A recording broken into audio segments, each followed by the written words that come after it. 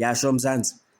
So ngoku sikwi-location yethu yesithathu kwalapha eRandfontein, and so uXolani namapolisa still basenza sure ukuthi lama-Nigeria abanjwa wonke. So kule case lena kubanjwe i-Nigeria ekuthiwa nguJoshua igama. Now into abayenzileyo ke baya kule ndawo eNigeria, and eyona nto elichanileyo ke Nigeria is bavele bashaya ngenye isurprise enzima.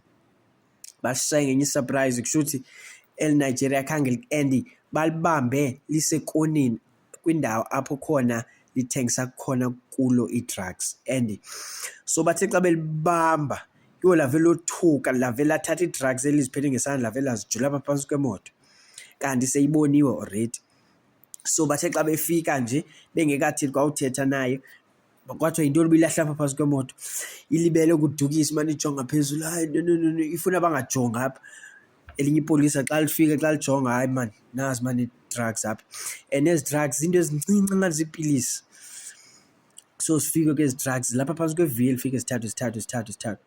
So which means ke ngoku umsebenzi kaXolani sowulula kakhulu, kuba kaloku ngoku akasazi ubuza uba uthengisa ii-drugs abephike besithini. Hayi ndabe ndiyibona kwayona le ndoda ubana yothukile, kuba ngoku sekulayita amakhamera le ndoda yaseNigeria, igama lakhe kuthiwa nguJoshua. So ke ngoku afike ngoXolani ayitsalele ecaleni le ndoda, ayibuze mfondini, asuze basabuzana nto enintsi ngomna na, so ndigqibele eyona part enzima sowuyenzile, ziphi ezinye ii-drugs. Eyi iqala ithinta ilizwi, yothukile icinga fanuba ngoku uzawuthethwa ngesi zilapha, kufunwa ezinye. Mfondini ziphi ezinye ii-drugs. Eyi ifike, and yona kuyabonakala uba iligwala, ayingomntu othanda ukuxoka gqithi. And iyabonakala indala nje yona kwalapha ebusweni. Ayithatha uXolani, okay, iveske khawuleze beseyithetha inyani le ndoda. Ajike so kule ndawo athengisa kuyo lo mntu ii-drugs yibu-like house, so belapha phambi kwale ndlu. So ke ngoku bajike lapha emva kwendlu, xa bejike lapha emva kwendlu indawo imdaka ngathi kulahlwa kuyo udoti. Fike irholoshe le ndoda, irholoshe apha kuloo doti, irholoshe ibuye nazo kwiplastiki emnyama. Heyi ndibona yabona ke ezi, hayi ziliqela ke ezi, ziliqela noko, uyazibona ezi ii-drugs ezi-serious ke ngoku. Fike ngozibanjwe zikhutshwe zilahlelwe phantsi.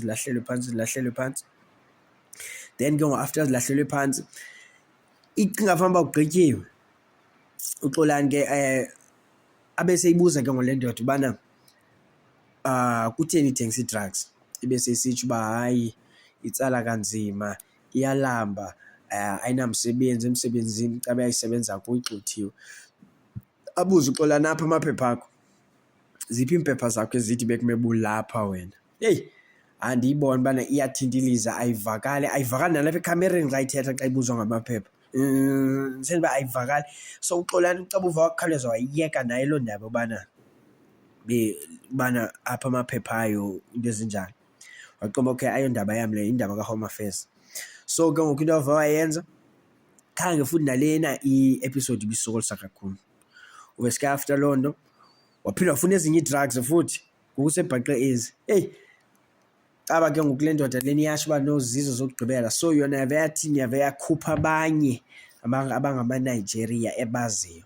So ive yayekeka kanjalo ngokuba ivele ichaza abanye, impimpa abanye.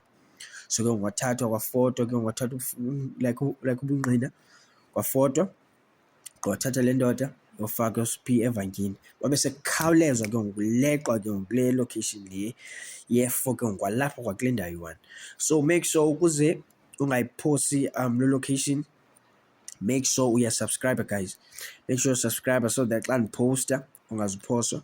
Make sure uyakhomenta uba wena ucinga ngantoni ngabantu balapha, abantu bangamaNigeria balapha bangekho lapha ngasemthethweni, ubana funeka i-system ibaphathe kanjani. Ibaphathe ehlobo kaJulius Malema lobana no, xa belapha illegal masibalegalize, masibanike i-ID okanye uthi mabahambe. Umbono wakho uthini wena?